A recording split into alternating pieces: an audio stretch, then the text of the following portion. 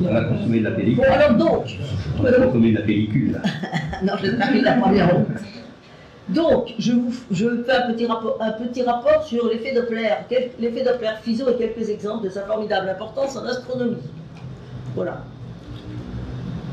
Donc, bon, d'abord on commence par la spectroscopie. Là, c'est beau, c'est un arc-en-ciel tout à fait. Là, c'est tout à fait un arc-en-ciel extraordinaire. J'ai pas réussi à comprendre tous les arcs-en-ciel qu'il peut y avoir, parce qu'il y a des réflexions, etc. C'est très rigolo. Voilà, ça c'est encore un arc-en-ciel vivant. Bon, décomposition de la lumière du Soleil et des étoiles. Vous avez ici donc un arc-en-ciel et vous voyez qu'on a bien redessiné, là il y a un petit de façon artificielle, les différentes couleurs. Bon, la lumière blanche, en fait, est l'addition, la superposition de toutes les couleurs du spectre visible. Hein. Bon, et quand on... Voilà, alors ça, oh là là, elle n'est pas bonne cette... Bon, Newton avait déjà observé donc, la décomposition de la lumière du Soleil à travers un prisme, peut-être d'autres gens aussi. Et quand la lumière du Soleil est décomposée avec une dispersion suffisante, on voit que on a donc les couleurs de l'arc-en-ciel, mais on voit des raies sombres, parfois brillantes, qui se situent à des endroits bien précis. Bon, pour le Soleil, on n'a que des raies sombres. Voilà. Alors, donc, c'est donc un spectre, voilà. Alors, Fraunhofer, donc ça s'est passé au 19e siècle. Fraunhofer est le premier à avoir étudié et répertorié ces raies. Et Kirchhoff et Bunsen identifient les corps qui donnent naissance à ces raies. Donc voilà Fraunhofer. Voilà, alors là j'ai presque la même gravure, c'est comme s'il bougeait. Il y a simplement, c'est très rigolo, j'ai trouvé 2 fois la même gravure. Il y a simplement le type qui était assis, qui a bougé, qui a changé. Voilà, c'est comme si c'était du cinéma déjà, c'est très chouette. Voilà, bon, le spectre de Fraunhofer, alors il a identifié les raies, il a compté 600 raies à qui on a donné les lettres de l'alphabet. Alors dedans, évidemment, il y a des raies qui correspondent au spectre du Soleil, et aussi des raies qui correspondent au spectre de la vapeur d'eau, de l'atmosphère. Voilà. Donc ça, les astrophysiciens, après, ont parfaitement bien calculé tout ça. Donc actuellement, on connaît plus de 20 000 raies dans le Soleil. Hein. Et alors, on sait d'où viennent ces raies, pourquoi elles rayonnent. Donc, voilà. Et à partir il faut comprendre que c'est à partir de ce moment-là, quand on a pu identifier quels étaient les corps qui rayonnaient dans les étoiles, et on a pu identifier tous les paramètres physiques grâce à la spectroscopie et l'effet Doppler, et donc dans les étoiles, et c'est là que l'astrophysique commence. Bon, alors, pour un même élément chimique, les raies se retrouvent à même longueur d'onde, qu'elles sont en émission ou en absorption. En fait, bon, si on prend c'est les électrons qui sont autour des niveaux quantiques du noyau de l'atome qui sautent et qui changent de niveau d'onde, et donc ça de niveau, et par conséquent ou ça donne de l'énergie ou ça reprend de l'énergie, mais c'est toujours à la même longueur d'onde, toujours la même quantité d'énergie. Voilà. Bon, alors le spectre dépend des conditions physiques au sein de la source. Donc tantôt il faut avoir un spectre en absorption, un spectre en émission, des raies en absorption, des raies en émission, ça dépend des conditions physiques, ça c'est parfaitement connu. Donc on connaît la composition d'un corps à distance par comparaison depuis le spectre, qui se fait donc une analyse en laboratoire. Voilà, donc ça c'est les physiciens qui font l'analyse en laboratoire, et après les astronomes reçoivent la lumière des étoiles, reçoivent le rayonnement des étoiles, et à partir de ce qu'on connaît, à partir des expériences de laboratoire, on essaye de voir quels sont les corps qui rayonnent dans le spectre, l'astre étudié. Voilà. Alors voilà un autre spectre, voilà. Et alors, en haut, vous avez donc quand il est représenté décomposé, et en bas, c'est quand donc on fait passer, autrefois on faisait passer par un spectrodensitomètre, donc maintenant c'est fait automatiquement, et donc c'est la mesure de l'intensité lumineuse aux différentes longueurs d'onde.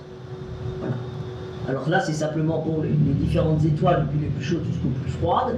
En fait, le continu n'est pas tout à fait ça, parce que le continu pour les étoiles chaudes est beaucoup plus bleu. Là, ils ont mis le continu pratiquement pareil partout. Hein. Mais on voit qu'il y a beaucoup plus de raies.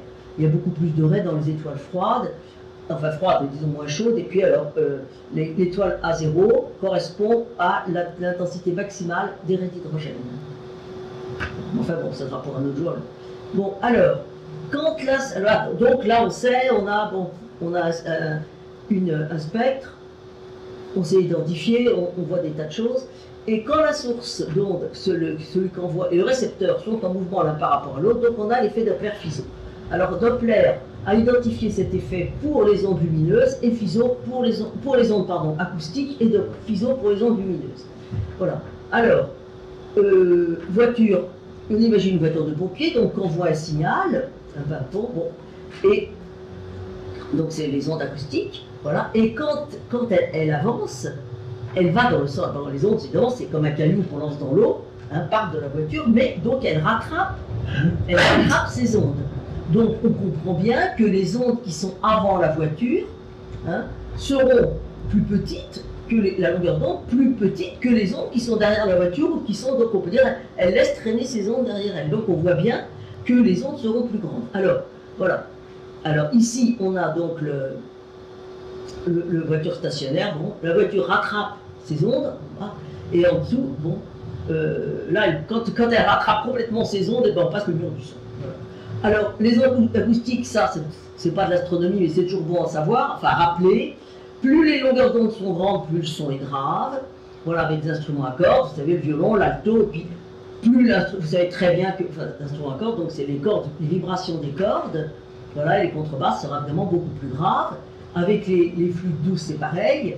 Le sopranino sera des sons beaucoup plus aigus que les flûtes, que le soprano, que la flûte alto, et puis la flûte ténor donnera, elle, la flûte basse encore, donc des sons beaucoup plus graves. Et là, c'est les vibrations de l'air à l'intérieur de l'instrument. Voilà, ce qui fait que quand vous écoutez une voiture qui s'approche, on prend l'exemple de la voiture, voilà, une voiture de pompier. Bon, ben, quand vous écoutez une voiture de pompier, une voiture de police ou une ambulance qui arrive, vous entendez un certain son, et quand la voiture vous a dépassé, le son est plus grave. Voilà. Bon, alors, c'est la même chose pour les ondes lumineuses, hein. Simplement, du coup, quand les ondes, donc quand la source se déplace par rapport à l'observateur, eh bien, les ondes, quand on est devant là, les ondes vont du côté des petites longueurs d'onde, donc c'est du côté bleu, et de l'autre derrière, c'est du côté rouge. Donc, quand vous observez quelque chose, si les ondes, si les raies, parce que les raies sont logiquement, avec les temps faits en laboratoire, où évidemment en laboratoire les instruments sont immobiles, hein, donc quand les raies par rapport aux expériences de laboratoire sont décalées du côté des grandes longueurs d'onde, ben ça veut dire que l'objet s'éloigne de vous. Et quand les raies sont décalées du côté des petites longueurs d'onde, ça veut dire que l'astre que vous étudiez se rapproche de vous. Voilà, alors ça c'est évidemment ce qu'on appelle la vitesse radiale de l'étoile, mais c'est utilisé également pour beaucoup d'autres choses. Bon, alors voilà, donc ça c'est ce que je viens de vous dire. Voilà. Alors, donc, il permet de déterminer la vitesse, la rotation, la pulsation des étoiles, a permis de découvrir la première planète extrasolaire et a longtemps été la méthode la plus efficace pour en découvrir de nouvelles. Il permet de déterminer la rotation des galaxies, il a permis de découvrir et de mesurer l'expansion de l'univers. Et puis là, je pourrais mettre encore des points de suspension, parce que là, j'ai mis simplement les choses qui me paraissaient à moi, pour l'instant, les plus importantes, mais il y a des tas de choses auxquelles je n'ai pas forcément. Alors, la vitesse radiale des étoiles, ce qu'on appelle la vitesse radiale, ça vient du mot radius, qui est en latin des rayons. Vous savez, quand vous regardez les étoiles, il y a la sphère céleste, vous voyez les étoiles sur la sphère céleste, le mouvement d'une étoile peut être décomposé en le mouvement qui se passe sur la sphère céleste, qu'on appelle le mouvement propre de l'étoile, et le mouvement de l'étoile sur la ligne qui joint votre œil, hein, à l'étoile sur le ciel. Et c'est la vitesse radiale est donc le mouvement de l'étoile, uniquement la partie du mouvement de l'étoile qui se rapproche ou qui s'éloigne de vous. Bon, alors on pourrait penser a priori que c'est plus facile de mesurer le mouvement d'une étoile sur le ciel que la façon d'étoile qui se rapproche ou qui s'éloigne de vous. Mais à cause de l'effet Doppler, c'est exactement l'inverse. Bon, alors voilà ici par exemple, alors ça c'est la vitesse radiale, c'est très simple. Maintenant d'autres choses beaucoup plus détaillées pour les étoiles. Quand l'étoile tourne, vous êtes là, donc il y a une partie ici, il y a une partie de l'étoile qui s'éloigne et une partie de l'étoile qui se rapproche. Hein. Voilà, l'étoile tourne. Donc, voilà, cette partie-là s'éloignera. Ici, la partie qui est juste en face, là, ben, elle ne bougera pas. Hein. Enfin, tout ça, ça s'ajoute à la vitesse radiale de l'étoile, évidemment. Et là, ça se rapproche de vous quand l'étoile tourne. Alors, quand l'étoile a une très grande vitesse de rotation, c'est un phénomène très important. Parce que, voilà, alors si on peut ici reprendre, donc là, l'élargissement rotationnel, si on découpe la surface de l'étoile comme ça en petits secteurs, on voit que la partie ici hein, cette partie-là, donc quand l'étoile tourne, elle ne bougera pas par rapport à vous. Hein. Enfin, elle bougera dans ce sens-là, mais pas comme ça. Donc, elle fera, la raie ici sera cette partie-là, et on voit ici la surface, et c'est évidemment la plus importante, donc ça fera une partie de la raie, ici au centre de la raie, la plus grande. Ici, après, quand on s'éloigne, ces parties-là donc seront décalées, les restes seront décalés, bon, là ça va par là, donc ça sera décalé, ça s'en va, donc c'est décalé vers le rouge. Hein. Et ici, donc, ici cette surface-là, elle sera la plus petite, donc ça sera cette partie-là, ça sera à la fois la partie la plus décalée de la raie, mais ça sera également, ça sera plus petit. Hein. Ça sera de plus en plus petit. Puis c'est pareil ici avec la partie qui se rapproche de vous. Hein. Et ce qu'on voit, c'est qu'en fait, au lieu, si l'étoile ne tournait pas, toute la surface de l'étoile aurait donné une raie, ici, qui aurait donc été étroite et très longue, hein, très importante. La surface de la raie sera la même, mais elle sera élargie. Ce sera la raie que vous aurez là sera la composition de toutes les petites raies données par les différentes parties de l'étoile. Voilà.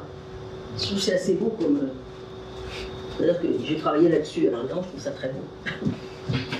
Voilà. Donc, voilà.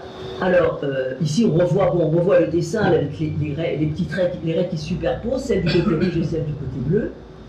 Hein. Voilà. Encore une autre. Et on voit que chaque partie de la raie donnera, vous voyez, chaque partie du secteur de l'étoile donnera une partie de la raie. Alors là, évidemment, ce que je vous ai montré, c'est une étoile, pour simplifier les choses, c'est l'étoile qui tourne perpendiculairement à vous, comme ça. Hein. Si l'étoile tournera pas comme ça, vous ne verrez rien. Hein. Et suivant l'inclinaison de l'étoile par rapport à la ligne de visée, il y aura tous les cas de figure intermédiaires.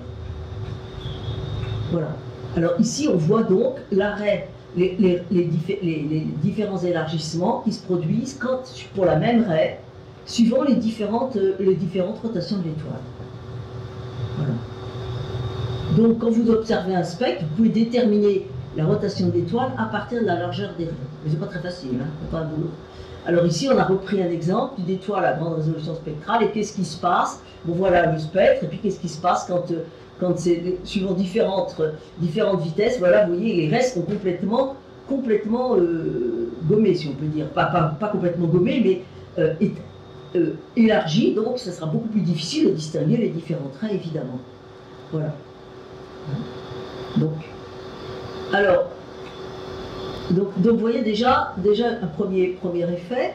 Bon, alors c'est pareil, si votre étoile elle pulse, en plus de donc la raie à ce moment-là, quand l'étoile c'est en pulsation, et la surface de l'étoile, il y a un moment quand elle sera en expansion, et bien la raie sera décalée vers le rouge, vers le violet, pardon. Donc la surface de l'étoile se rapprochera de vous. Et puis quand elle sera en contraction, quand l'étoile sera en contraction, la surface de l'étoile s'éloignera de vous. Donc les raies seront décalées vers le violet. Vers le rouge, pardon. Vers le rouge. Voilà. Donc on mesure également avec ça la variation périodique de la position des raies, et ça peut être donc ça peut être une pulsation de l'étoile. Voilà. Alors c'est comme ça aussi qu'on a déterminé les planètes extrasolaires, c'est avec l'effet Doppler. Hein. On n'a pas pu, bon, l'étoile, la planète, disons que quand la planète tourne autour de l'étoile, en fait, elle ne tourne pas directement autour de l'étoile, ils tournent autour de leur centre de gravité commun. Voilà. Et par conséquent, on peut, avec ce qu'on récupère, donc le spectre de l'étoile, et l'étoile, donc elle a un petit mouvement qui est lié à l'existence de la planète. Mais évidemment, le mouvement est très petit, et il faut un très bon spectro pour déterminer ça. Alors voilà, c'est comme ça que, donc, en 1995, on a déterminé l'étoile, la présence d'une planète. Voilà. Ça, c'était donc il y a donc en 95, et puis maintenant on en est, je ne sais plus combien, des milliers de planètes extrasolaires. Voilà. Alors voilà un spectre, et voilà ici le spectre de l'étoile avec la première planète détectée, et vous voyez ici la partie d'en haut représente le détail de la partie d'en bas, la petite partie d'en bas. Donc vous voyez la quantité de raies spectrales qu'il peut y avoir. Et là, donc c'est des raies spectrales qui sont là extrêmement... Bon, l'étoile tourne avec une très petite vitesse, donc les raies ne sont pas du tout élargies. Donc on peut avoir une extrême précision sur la position des raies, donc une extrême précision sur la vitesse radiale. Et c'est comme ça donc on a pu détecter les planètes extrasolaires. Alors évidemment, détecter avec cette méthode-là des étoiles qui tournent vite, ça va être beaucoup plus difficile. Voilà. Alors, oui, ce que j'ai pas dit aussi, j'aurais pu le dire aussi, parce que bon voilà, j'ai pas pensé, bon c'est comme ça. Il y a les étoiles doubles. Quand vous avez des étoiles doubles, chaque étoile envoie à ses propres raies, et quand les deux étoiles, ce qu'on appelle l'étoile spectroscopique, quand les étoiles tournent l'une autour de l'autre, eh ben, le système des raies, les deux systèmes de raies s'intervertissent.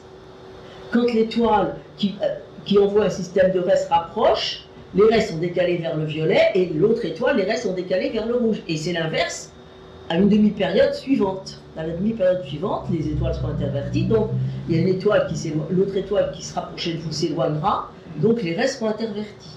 Et c'est comme ça qu'on détecte des étoiles doubles, c'est une des méthodes pour détecter des étoiles doubles, ce qu'on appelle les étoiles doubles spectroscopiques, où donc il y a deux systèmes de raies qui sont superposés, et qui sont en mouvement l'un par rapport à l'autre, mouvement périodique. Donc on doit retrouver la même chose d'une période à l'autre. Il faut déterminer la période et tout ça. Et ça, c'est une chose très très importante pour les étoiles doubles. Voilà. Alors maintenant, alors ça c'était bon, je parle de ça parce que on en a parlé là ces temps-ci. Les galaxies extérieures, voilà l'importance de l'effet Doppler. Hein. Oui, donc ça, je vous ai parlé de l'importance de l'effet Doppler pour les étoiles. Et maintenant, bon, alors ça a également servi pour la rotation des galaxies. C'est comme ça qu'on a déterminé que la rotation des galaxies ne correspondait pas du tout à ce qu'on pourrait attendre, etc. Et c'est pour ça qu'on dit qu'il y a de la matière noire, qu'on n'a toujours pas réussi à savoir ce que c'était.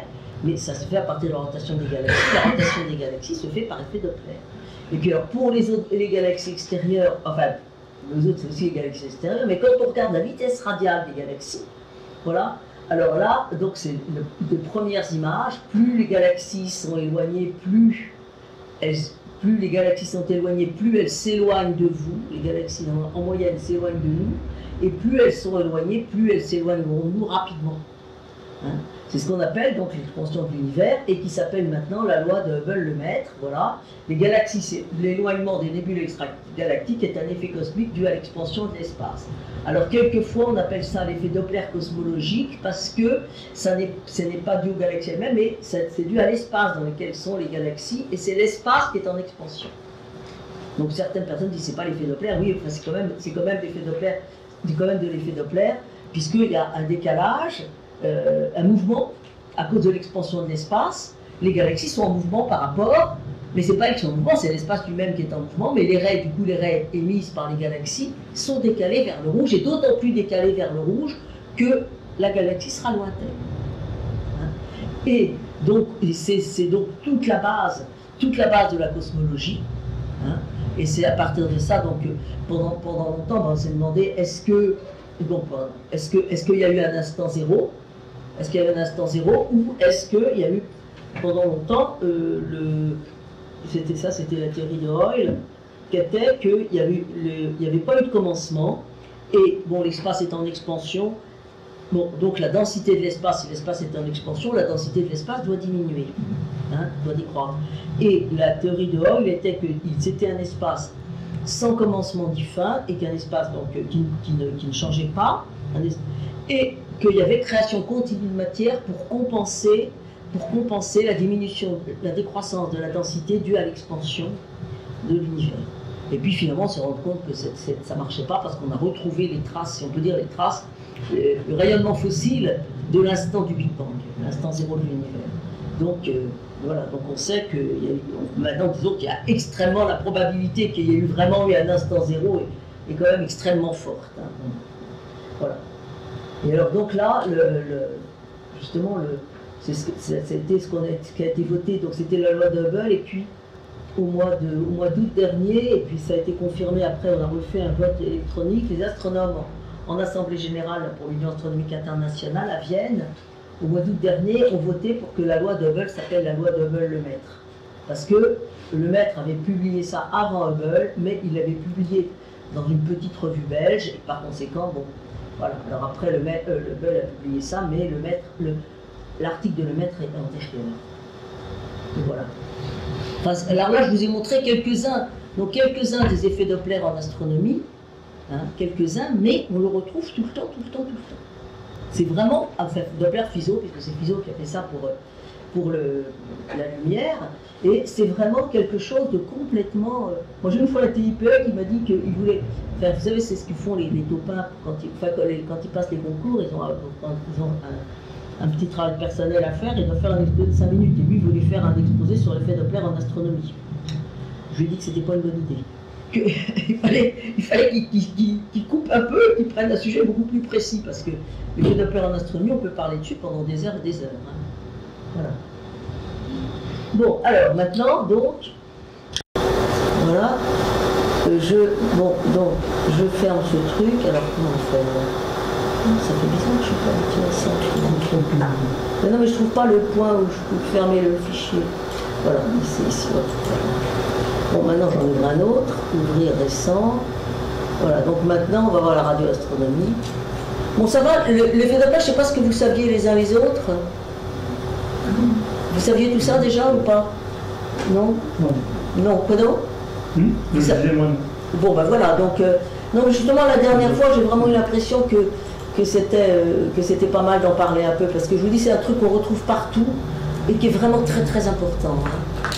Et puis, même si les gens qui savent, quelquefois, ça fait pas de mal de revoir les choses. Hein. Voilà, bon, bah écoutez, alors en attendant, maintenant on va parler de la radioastronomie. Alors, je sais pas quelle heure il est en plus, parce qu'on a commencé énormément de retard. Voilà. Oui, ben, il y a quelques retard, là. Bon. Alors, la radioastronomie, bon, voilà, pourquoi la radioastronomie? Un exemple, on va revoir après, mais c'est pour vous dire, voilà, une galaxie, voilà une galaxie à la même échelle, voilà, en optique, dans les longueurs d'onde optiques et les longueurs d'onde radio. Donc, vraiment indispensable, la radioastronomie. Bon, ça c'est une image que je vous ai déjà montrée 50 fois, mais comme il y a des nouveaux, il faut le reprendre. Voilà, donc les astres rayonnent dans toutes les longueurs d'onde, et donc sur Terre, l'atmosphère, empêche, enfin fait écran à une certaine quantité de ces longueurs d'onde. Ça tombe bien pour le rayon X par exemple, voilà, c'est peut-être pas la peine, le rayon ultraviolet aussi, c'est peut-être pas la peine qu'on reçoive ça. Et voilà, alors on a donc une fenêtre visible ici qui est dans la fenêtre visible, on voit les étoiles, on les voit avec nos yeux, voilà. Et après il y a l'infrarouge, alors on voit que l'infrarouge, il y a des fenêtres plus ou moins, voilà, il y a une fenêtre infrarouge, et puis après, bon, il y a différents corps dans l'atmosphère qui font écran, et puis il y a une deuxième fenêtre qui est la fenêtre radio. Alors ce qui fait que au sol, on aura donc deux espèces d'instruments, les instruments d'optique, et puis également, et puis dans le proche infrarouge aussi, et puis les instruments radio. Pour toutes les autres longueurs d'onde, il va falloir aller donc au-dessus de l'atmosphère, donc envoyer des engins spatiaux. Alors certains donc qui seront adaptés aux spécificités physiques du rayonnement. Voilà. Bon, alors, donc ça c'est une photo. Voilà, Karjanski, alors il travaillait je crois à la compagnie Bell, et voilà, il a trouvé, donc il trouve il commence à avoir des émissions de la galaxie, voilà Karjanski. Et puis ça a été, alors il y a moi je connaissais pas, voilà, Rothrober qui a repris les travaux de Jansky et qui a construit son propre radiotélescope entre 1933 et 1937. Alors il a d'abord, c'est un Américain, et puis finalement il a été travaillé il a vécu 90 ans, et après il a été travaillé en Australie. Voilà, alors c'était mieux que ça, moi ma photo en image était mieux que ça, enfin bon, c'est vrai que ce truc marche, mais il est peut-être moins bon que l'autre, si l'autre marchait, je ne sais pas. Voilà, donc il a fait un radiotélescope, il a fait la première carte de notre galaxie. Voilà. Alors, après la Deuxième Guerre mondiale, la radioastronomie se développe, et les premiers radiotélescopes sont faits, on utilise des radars allemands, après la guerre, prise de guerre, voilà. Et puis, en France, on établit la station de radioastronomie de Nancy dans le Cher, qui d'abord, c'était fait avec l'école normale supérieure, je crois, puis ça a été rattaché à l'Observatoire de Paris. Voilà. Et dans les années 60, le grand radiotélescope est construit dans les années 60. On va en reparler après. Voilà, le radiotélescope de Nancy. Alors, le principe des radiotélescopes, et oui, je suis désolé, il manque un S, voilà, est le même que celui des télescopes optiques. Et les longueurs d'onde radio étant beaucoup plus grandes que les longueurs d'onde optiques, les grillages transparents ne sont pas qu'aux ondes radio. Voilà, c'est comme ça. Ici, on a donc, par exemple, ici vous avez donc, il y a plusieurs espèces d'instruments. Vous avez ici c'est une parabole, et puis ici donc le rayonnement radio arrive, est concentré ici sur l'antenne, et puis voilà, et puis après il est analysé, traitement, amplification et traitement. Voilà. Alors ça c'est un des modèles, de radiotélescope. Hein, mais, vous voyez, dans ces c'est des grillages alors. Voilà, alors c'est un instrument méridien. Alors vous avez donc deux miroirs. Il y a un miroir. Un instrument méridien, c'est-à-dire qu'il prend le rayonnement au voisinage du méridien. Hein. Donc ici, donc c'est nord-sud. Voilà. Et ici, vous avez donc un miroir sphérique ici qui récupère. Enfin, pardon, il y a un miroir. Ici, c'est le miroir plan est incliné.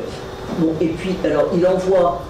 On l'incline suivant l'astre qu'on veut étudier. Il envoie la lumière.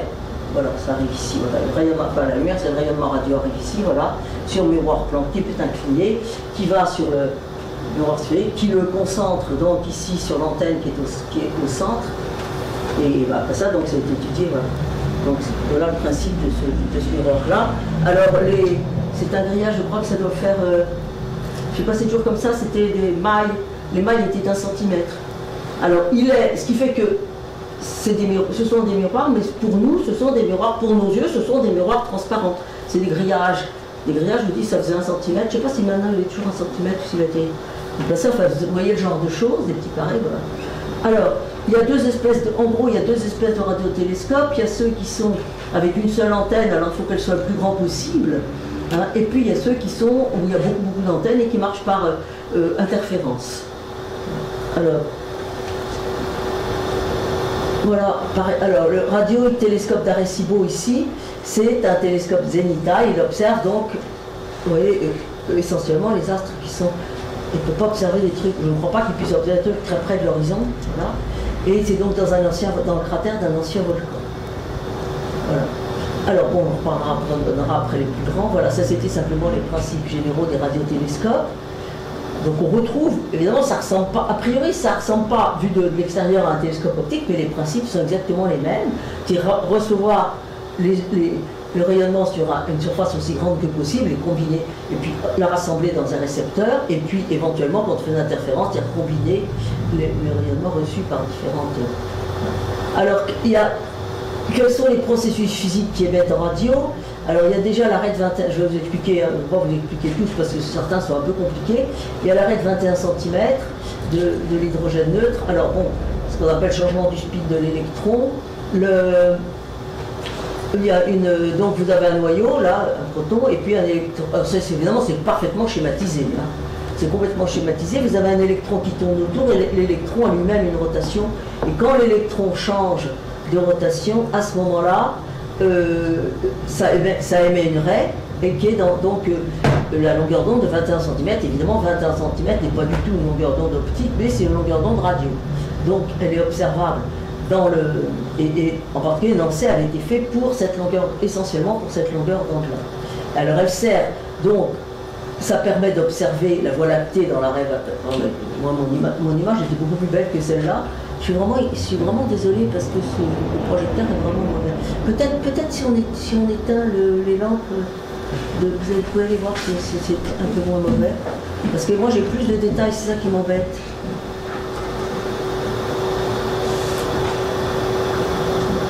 Oui, ben ça change pas grand-chose. Hein. Non, moi j'ai ma petite image, est beaucoup mieux que ça. Ça m'embête. Voilà. Alors par exemple ici, bon, alors ce que je vous ai... Ici, ce que je vous ai montré, c'est qu'on refait, justement grâce à l'effet Doppler, on refait la carte à partir parce que j'avais toujours mis une autre image, à partir nous on est de l'autre côté, il y a toute une partie qu'on ne peut pas observer parce qu'il y a le centre galactique qui nous en empêche, derrière, mais grâce à l'effet Doppler, on peut justement identifier les différentes parties du rayonnement et on peut retracer la carte de la galaxie. Voilà. Et alors là, je suis désolé hein, pour les... Non, mais il n'y a pas de... Ben, je suis mais vraiment, pour le spectateur, c'est pas juste. Voilà. Bon, alors ici, alors là c'est l'inverse, on reprend ici cette pile, mais ça c'est la carte faite dans l'autre c'était la carte vue du haut si on peut dire, et là c'est la carte dans le plan, enfin, vue par la tranche, voilà. Hein. Alors ça c'est, alors évidemment dans un cas pareil, on est sûr que les couleurs c'est des couleurs artificielles. Hein. On a mis des couleurs pour mieux, puisque pour mieux se rendre compte, mais simplement il faut savoir à ce moment-là, il faut connaître comment ça a été étalonné. Là on a dit les zones brillantes correspondent au maximum d'intensité, donc d'abondance de H1. Voilà. Alors ici c'est une image qui montre, c'est j'avais toute une série de diapos qui racontaient ça aussi. C'est très très intéressant toute cette série-là, parce qu'en fait c'est dans toutes les longueurs d'onde, depuis les plus grandes jusqu'aux plus petites, et j'avais des diapositives, ils expliquaient chaque image, la quantité d'images avec les différents instruments qu'il avait fallu faire pour pouvoir voir tout ça. Voilà. Alors ici, donc en haut, on a le continu radio, après donc on a l'arrêt 21 cm. Alors vous voyez déjà comme, alors donc la galaxie, si on peut dire, vue par la tranche, hein. Mais à chaque fois, évidemment, on met, c'est des milliers et des milliers d'observations qu'on met ensemble. Hein. Voilà. Et on voit ici, par exemple, en 20 cm, en 21 cm, la galaxie est beaucoup plus petite, plus plate. Hein. Vous voyez que l'hydrogène neutre, 21 cm, ne mâche pas dans le halo. Et on voit après, bon, l'hydrogène moléculaire, l'infrarouge, voilà, le proche infrarouge, l'optique. Alors dans l'optique, alors vous voyez ce qui est intéressant aussi, c'est que quand vous êtes en optique, vous avez ici, là c'est très très spectaculaire, vous voyez que tout le noir, c'est pas qu'il n'y a pas d'astre qui rayonne, c'est qu'il y a de la matière absorbante. Hein, et ça absorbe dans le domaine optique, donc on peut pas le voir, on peut pas voir, mais grâce avec les autres longueurs d'onde, ça peut être transparent à d'autres longueurs d'onde, et on voit que c'est transparent dans les longueurs d'onde radio par exemple. Hein, et ça c'est très très spectaculaire, là on voit bien, et qu'on a vraiment besoin d'autres longueurs d'onde que l'optique pour pouvoir passer outre les nuages de matière absorbante. Et puis après, donc on a les rayons X et après les rayons gamma. Alors ça c'est pareil, ça c'est fait avec des engins spatiaux, et il y a des conditions, les miroirs sont encore des conditions, encore des processus physiques très compliqués pour éviter que le miroir soit transparent. Voilà. Alors voilà par exemple une autre galaxie, ça c'est la galaxie, quoi. Autrefois on appelait la galaxie des chiens de chasse, maintenant on l'appelle la galaxie du tourbillon. Bon. Et alors on voit comment elle est dans les différentes longueurs d'onde, et on voit que c'est complètement différent, et que même, si on peut dire, les limites de la galaxie dépendent complètement de la longueur d'onde dans laquelle on l'observe. Voilà. Alors voilà, donc Messier 51. Voilà. Alors on voit que l'hydrogène, donc dans l'arrêt 21 cm, l'hydrogène est concentré dans les bras spiraux. Voilà, et puis là on voit donc c'est la même, donc c'est la même que tout à l'heure. Mais alors là on a mélangé à la fois les ondes radio et la lumière visible, hein, avec beaucoup de des sortes de multiples. Et on voit que donc la galaxie n'est pas du tout la même en radio et en visible. Voilà. Alors ça c'est M80, une galaxie spirale, et c'est pareil. Alors on voit, c'est très intéressant de voir justement comment que ça ne s'arrête pas à ce qu'on voit dans le visible. Alors ici c'est pour montrer, donc on a un groupe. Donc c'est les interactions, les effets de marée, hein, entre des galaxies dans un groupe de Messier 81.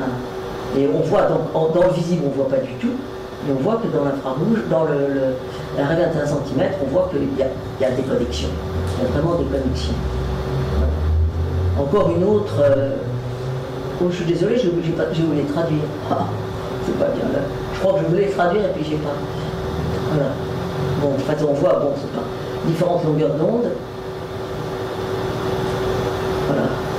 Alors là, c'est celle que je vous montrais tout à l'heure, vous voyez, ça c'est évidemment très, comme elle est différente, dans la même échelle, la même galaxie, comme elle est différente. Voilà.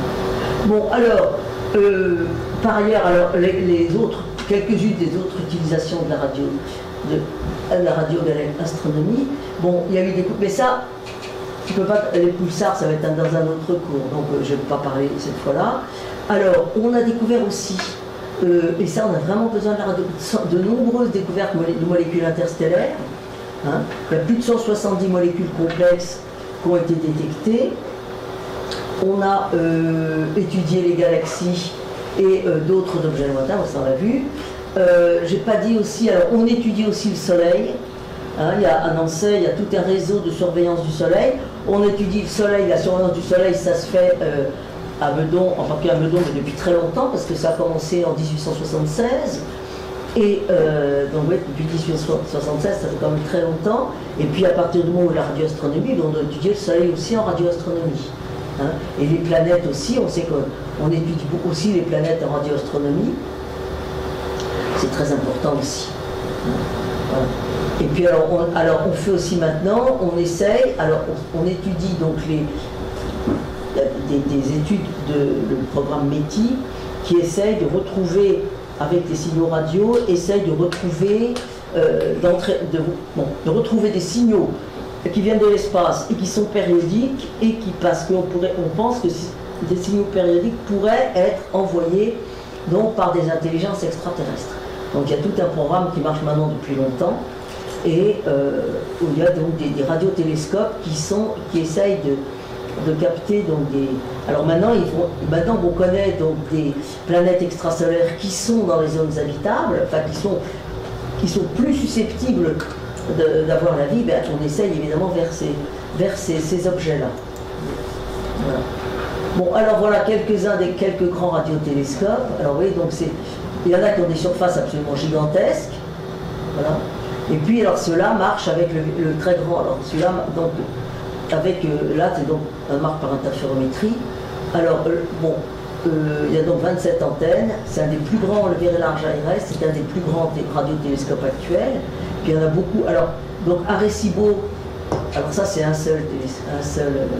seule surface, mais vous voyez très grande. Voilà.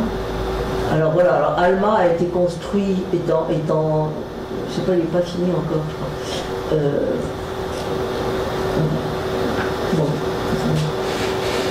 Bon, ça va, j'ai pas été trop vite jusqu'à présent parce que je m'aperçois que j'ai dit beaucoup de choses en peu de temps.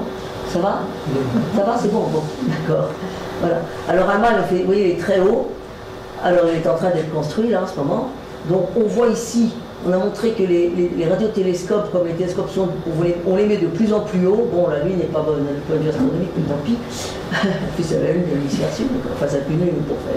Voilà. Donc on voit, là, il y en a au Japon à 1350 mètres. Après le VLA qu'on a vu, la VLA Large ARS, qui est donc à 2000 mètres. Après il y a la CIA, mais ça c'est un observateur optique là, il est à 2004. Le très grand télescope, le large télescope, donc qui est optique et qui est aussi du Chili, ça c'est les trucs. Ceux-là c'est les trucs de l'ESO, c'est les télescopes européens. Hein. Donc là il est à 2400 mètres. Voilà. Et puis alors, bon, il y a des télescopes optiques, voilà. Il y a le Keck, alors, voilà, il est 4000 mètres, alors ça c'est Hawaï. Et puis il y a ALMA, donc voilà, 5000 mètres. Alors ça c'est donc dans les déserts du Chili. Alors la différence aussi, c'est qu'en radio, en optique, vous observez uniquement la nuit, sauf quand vous observez le soleil. Mais en radio, vous pouvez observer tout le temps. Il n'y a pas de... Et en plus, les nuages ne vous gênent pas. Ce qui gêne, c'est quand... je ne sais pas, c'est les conditions, quand il y a peut-être trop de vent, ça je ne sais pas. Je suis pas, ça doit dépendre des différents télescopes, mais en tout cas, il n'y a pas les mêmes problèmes que pour les observations optiques. Bon, alors voilà, ALMA, donc interféromètre radio, donc 66 antennes de 12 mètres chacune, une aire de 9 km de rayon. Alors, c'est quelque chose de très grand, les Européens, les Américains, les Japonais. Quand on fait des très grands instruments, c'est extrêmement rare que ce soit un seul pays, où alors maintenant il y a des grands télescopes, des grands, par les nouveaux pays, par exemple la Chine, enfin, on va voir tout à l'heure, mais ce sont des projets internationaux. Si on veut faire, il faut que les instruments soient de plus en plus grands, donc c'est de plus en plus cher, et donc il faut donc que maintenant c'est de plus en plus des trucs internationaux, et par conséquent le temps d'observation est donné au prorata de chacun des subsides versés par chacun des pays partenaires. Alors évidemment, c'est très très difficile quand il y a des grands instruments comme ça, c'est très difficile d'avoir du temps d'observation parce qu'il y a énormément de demandes, évidemment. Ce qui fait qu'on peut avoir des demandes qui sont extrêmement intéressantes et qui cependant ne seront pas acceptées parce qu'il y en a d'autres encore plus intéressantes. Et il y a des comités internationaux, et ça arrive aussi que, quelquefois c'est plus intéressant de se mettre avec un autre pays parce qu'il aura plus de temps de télescope possible. Ça arrive, ça. Alors donc ALMA, donc, il est destiné à l'étude de la formation des étoiles et des galaxies. Voilà, donc je vous dis, observation des nuages moléculaires dans lesquels naissent les étoiles et qui ne peuvent être observés que dans les ondes millimétriques et submillimétriques. Je vous ai dit que les molécules interstellaires qu'on a observées ont été donc observées en radio. Évidemment, c'est très important. En plus, plus on trouve des molécules de plus en plus sophistiquées, plus c'est intéressant aussi pour les recherches de la vie, la recherche, etc.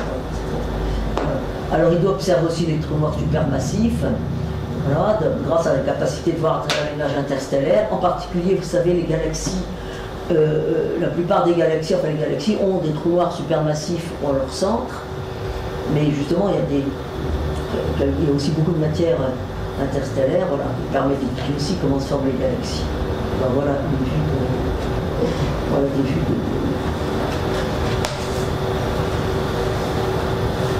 Alors, il est possible de déplacer suivant les programmes, mais ça va pas, je pense que ça ne doit pas se faire très facilement. Pour ça, c'est des maquettes, si on peut dire. Les télescopes les antennes sont mobiles, on peut les déplacer. Alors ça, c'est un très très gros projet allemand, mais qui est déjà vraiment réalisé déjà, pas complètement, je pense. Mais enfin, voilà. Alors ça, c'est un radiotélescope. Alors, on fait comme d'après le principe d'Arecibo, vous voyez, mais c'est 500 mètres. 500 mètres d'ouverture, et c'est en Chine. Et les montagnes sont belles. Et il était en service depuis un peu plus de 2 ans, il a déjà découvert 44 nouveaux pulsars. Enfin, quand j'ai trouvé cette documentation, mais peut-être qu'il en a encore découvert d'autres depuis, hein, ça je ne suis pas très... Voilà. Enfin, vous voyez, c'est 500 mètres, c'est quand même quelque chose d'absolument énorme. Et puis la géographie autour n'est pas simple non plus, c'est très très beau. Voilà. Alors, le plus grand radiotélescope du monde, donc, alors ça, c'est SKA, Square Kilometer Array. Alors, je ne sais pas encore quels sont les pays qui sont là-dedans. Il y a beaucoup de pays qui sont dedans. Mais si, voilà, mais, alors, donc, il est constaté un réseau d'antennes de différents types. Donc, il y a des antennes paraboliques et des antennes dipôles, voilà. Alors, c'est donc différent, il va être travaillé dans différentes fréquences.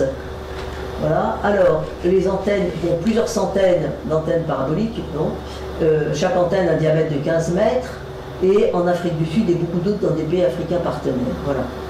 Alors, le prochain prototype, voilà, le premier prototype d'antenne parabolique, là, donc, en Chine. Alors, évidemment, il ne va pas être installé dans un endroit où il y a tellement d'immeubles comme ça. Hein. Là, c'est vraiment une expression, mais vous ne mettez pas les radiotélescopes dans des endroits où il n'y a pas de rayonnement parasite. Voilà. Alors, les antennes dipôles, voilà, donc c'est complètement différent. Un enseigne aussi ce genre d'antenne. Voilà, 1 million d'antennes dipôles. Alors, des milliers de stations s'étendront sur des centaines de kilomètres et accueilleront chacune quelques centaines d'antennes. Et ça, c'est l'Australie. Voilà. Alors, voilà, comment comparer SKA avec les plus grands télescopes du monde, les plus grands radiotélescopes du monde. Alors, les différentes sections parties de SKA. Voilà. Et alors tous les pays participant au projet. Alors les membres et puis les Africains, les pays partenaires. Voilà. Et donc vraiment beaucoup de pays sont impliqués.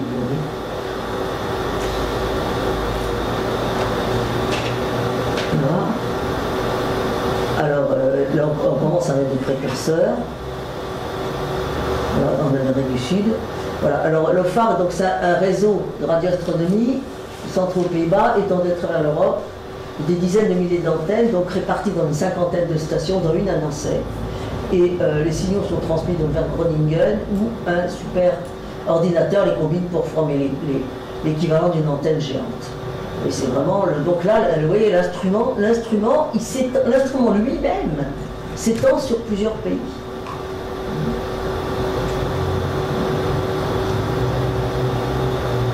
Et on voit donc à Nancy l'enfant. Alors voilà, donc à gauche les radiotélescopes fréquentes. Oui, ben non, c'est à droite, voilà. Bon. Que c'est embêtant de confondre à droite et à gauche. Voilà. Voilà, donc c'est tous les travaux préparatoires, mais vraiment ça va être le développement de la partie basse fréquence de SCA devant la décennie à venir. C'est des travaux de très très longue haleine, évidemment, et c'est des choses absolument énormes. Et alors, les connaissances que ça nous apportera, on peut évidemment on a des idées forcément, mais on ne peut pas imaginer tout ce que ça peut nous apporter. Alors là, il y a une très belle photo, il y avait une très belle photo de Nancy sous la neige, mais qui malheureusement, vu la qualité du truc, on ne peut pas la voir. Voilà. Bon, alors, ça va être l'évolution des grandes structures cosmologiques et du gaz lors des âges sombres de l'univers. L'âge sombre de l'univers, c'est quand l'univers, il n'y a pas encore tout au début, tout est obscur, voilà. La formation et l'évolution des galaxies, la matière sombre et l'énergie sombre, on ne sait toujours pas ce que c'est, l'origine et l'évolution du magnétisme cosmique, l'évolution des systèmes d'exoplanètes, et enfin les champs forts de gravité et les tests de la relativité générale, grâce aux observations des objets compacts tels les pulsars et les trous noirs. Voilà. Alors, donc, évolution, scénario de formation et d'évolution des galaxies. Hein, et donc, on retrouve encore l'émission de 21 cm de l'hydrogène, dans le total de l'univers. Et donc, on pense qu'on pourra mesurer. Alors, évidemment, ce qui est très intéressant, c'est de le mesurer pour des galaxies les plus lointaines possibles, parce que ça correspond à un moment où l'univers était très jeune. Et à ce moment-là, ça pourra donner donc des informations sur la formation des galaxies et sur comment ça a commencé, comment tout ça a commencé, qu'on ne pourrait pas avoir avant. Et évidemment, pour ça, il faut avoir les galaxies les plus lointaines sont évidemment extrêmement faibles. Et donc, il faut vraiment des instruments extrêmement puissants. Voilà. Et alors, donc, l'évolution des propriétés dynamiques des galaxies, vitesse de rotation du gaz autour du centre du galaxie, c'est très important pour étudier le trou noir qui est au centre. Et voilà, répartition en masse, matière sombre et matière baryonique lumineuse. Voilà. Alors ça, c'est donc les galaxies ultra deep field. Donc ça, c'est dans visible. Qu'est-ce qu'on dit avec le Hubble Space Telescope. Voilà. Elle est le plus loin possible dans l'univers. Les champs très très profonds, elle est le plus loin possible dans l'univers, c'est vraiment très beau. Voilà. Alors voilà, vous voyez, chaque point c'est des galaxies.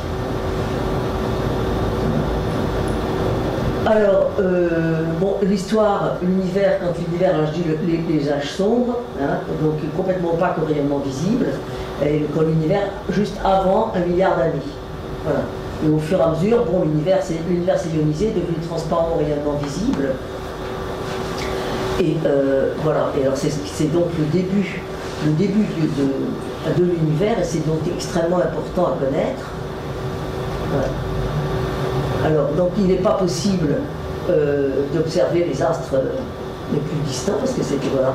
Et le rayonnement électromagnétique peut être observé au-delà de ce décalage spectral, car l'univers était transparent en longueur d'onde radio. Longtemps déjà. Voilà.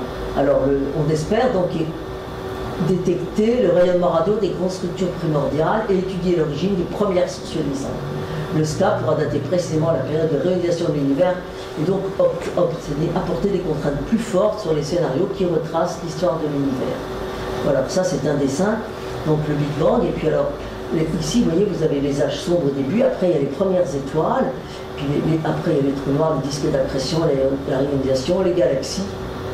Et alors ça évidemment c'est un schéma, c'est complètement extraordinaire parce qu'on vous a mis ici 13,7 milliards d'années dans un seul dessin, mais c'est vraiment le schéma tel qu'on pense que c'est un schéma. Bon, évidemment c'est un schéma, hein, mais voilà, c'est ce qu'on pense maintenant qui s'est passé. C'est quand même complètement important parce que c'est complètement fondamental pour notre connaissance de l'univers et que notre connaissance, comment ça a commencé. Voilà.